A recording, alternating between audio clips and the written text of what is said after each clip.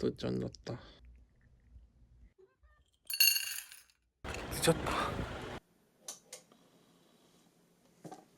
2020년 4월 29일 정경심 교수님의 11차 공판을 보고 왔습니다. 이날 증인으로 조닌씨 단국대 논문 제1저자 논란 관계자가 나왔습니다. 제가 유튜브 커뮤니티에 오전 증인의 증언을 듣고 무려 2시간 후의 연합뉴스 헤드라인을 예언했습니다. 조닌 단국대 연구 기여한 바 없다. 그런데 그게 실제로 일어났습니다. 진짜 그렇게 기사가 나왔어요. 이걸 어떻게 예언했냐면 이 재판에 졸라 중요한 비밀이 있습니다. 검찰이 먼저 주신문을 하고 그 뒤에 변호인이 반대 신문을 합니다. 그래서 많은 분들이 이제 오전에 나온 기사는 검찰 신문 내용만 있다는 걸 아십니다. 내가 계속 얘기했으니까. 그런데 이건 모르실 겁니다. 법정에 증인 신문 시간을 서로 제출하는 게 있어요. 예를 들어 검찰 측이 우리는 한 1시간 정도 걸릴 것 같아요 하면 변호인 측은 우리는 한 1시간 반에서 2시간 걸릴 것 같다고 서로 신문 시간을 조율합니다. 그러면 서로의 신문 시간을 합쳐서 시간이 짧을 것 같은 증인의 신문을 오전에 하고 좀 신문 시간이 길 것 같은 증인은 오후에 일정을 잡습니다. 중간에 12시부터 2시까지 밥을 먹기 때문에 오전 신문 시간은 짧습니다. 그러니까 이게 무슨 말이냐 하면 검찰이 먼저 주신문 시간을 정하는데 검찰의 시간을 짧게 부른 증인이 오전 증인이 되는 겁니다. 디테일을 봐야 돼요. 그래서 오전 신문은 무조건 대학원생이 나오고 오후 신문은 교수가 나오는 겁니다.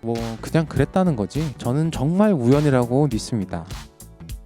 절대로 우연 같은 겁니다. 그리고 이게 오전 검찰의 주신문이 오후 변호인의 반대 신문에서 싹 다 뒤집히는 근본적인 이유입니다. 왜냐하면 조닌씨 고등학교 체험활동 보고서가 허위라는 검찰의 주장을 대학원생은 잘 몰라요. 대학원생은 그냥 교수님이 시키는 대로 실현해 고등학생을 체험시킨 거지 대학원생이 체험활동 보고서를 써준 게 아니잖아요. 검찰이 허위라고 주장하는 체험활동 보고서는 전부 대학 교수가 써준 겁니다. 그러면 대학원생을 오전 증인으로 왜 채택했느냐 하는 의문이 생깁니다. 검찰이 대학원생에게 물어봅니다. 실험을 주도한 건 누구냐? 당연히 대학원생이 실험을 주도했습니다. 그러면 조민씨가 없어도 실험에 지장이 없지 않느냐? 당연히 조민씨가 없어도 실험은 할 수 있다고 합니다. 그리고 기사 헤드라인을 물어봅니다. 그러면 조민씨가 실험에 결정적인 기여도가 없다고 봐도 되냐? 검찰이 이 질문이 재판 시작 거의 30분 만에 나옵니다. 처음에는 저도 잘 몰랐는데 이 질문이 나가면 바로 증인의 증언이 기자의 손을 거쳐서 기사라는 소설로 나갑니다. 이날 오전 11시 54분 나갔던 연합뉴스 기사는 소설입니다. 오전 증인은 논문의 공동 저자가 아니라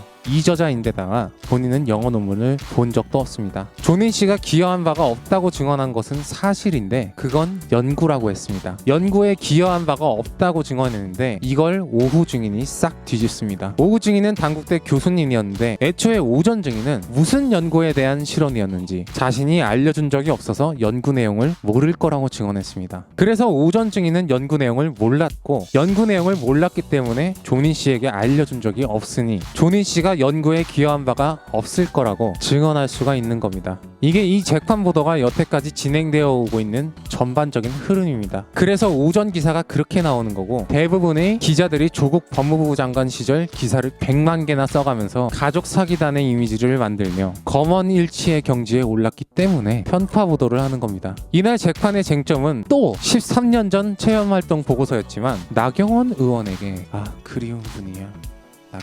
불똥이 튀게 한 고등학생 논문 제1저자에 대한 신문이 대부분이었습니다. 왜냐하면 2007년 체험활동 이후 2008년에 논문이 나왔고 거기에 조닌 씨가 1저자로 등재되어 있기 때문입니다. 어떻게 고등학생이 논문을 쓰냐는 내용으로 엄청나게 많은 가짜뉴스가 있었습니다. 하지만 진실은 항상 간단합니다. 고등학생이 의학 논문 1저자로 등재된 것은 2007년 당시 불법은 아니었지만 문제가 있는 것은 사실입니다. 그리고 이건 단국대 교수님도 인정했습니다. 그렇지만 정말로 조민 씨가 논문의 기여도가 가장 높아서 1저자로 쓴 겁니다. 애초에 오전 증인은 단국대 교수님이 알바로 고용한 PCR 기사였습니다. 조닌 씨는 연구에 대한 강의도 들었고 영어 보고서도 제출하고 실험도 하고 이후 논문 초안도 작성해보고 교수님이 작성한 논문 수정도 관여했습니다. 오전 증인은 요즘 코비드19로 유명해진 그 유전자 증폭 실험 PCR만 한 거예요. 조닌 씨 외에는 정말로 그 논문에 더 많이 기여한 사람이 없어서 고등학생이지만 일저자로 넣은 겁니다. 이 증언은 다행히 기사로 나와주었습니다. 그런데 검찰이 왜 이렇게 논문에 관심을 두냐 하면 이 논문이 정 교수님이 청탁으로 이루어진 것이어야지 조국 전 장관을 엮을 수 있기 때문입니다. 단국대 교수님의 아들이 존인 씨와 같은 반이었고 서울대 인턴 경력이 있는데 이게 그 논문 품앗이 아니냐고 조국 교수와 엮는 기사가 엄청나게 많이 나왔었습니다. 그 외에 공소사실엔 허위 체험 활동에 대한 내용이 대부분입니다. 체험 활동을 내일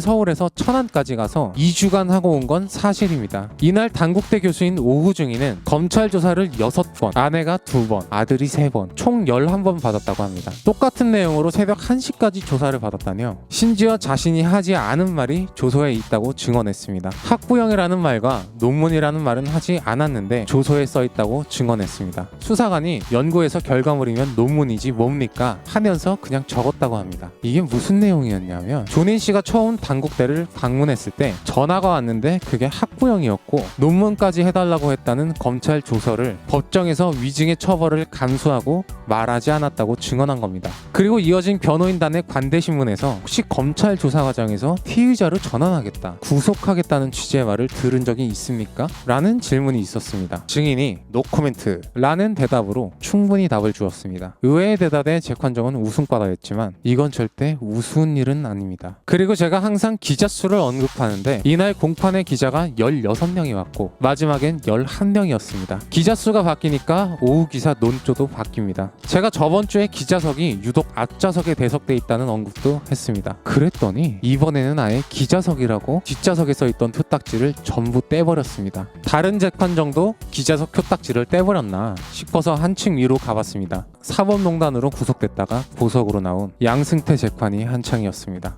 고양이 뉴스 원재은이었습니다. 안녕!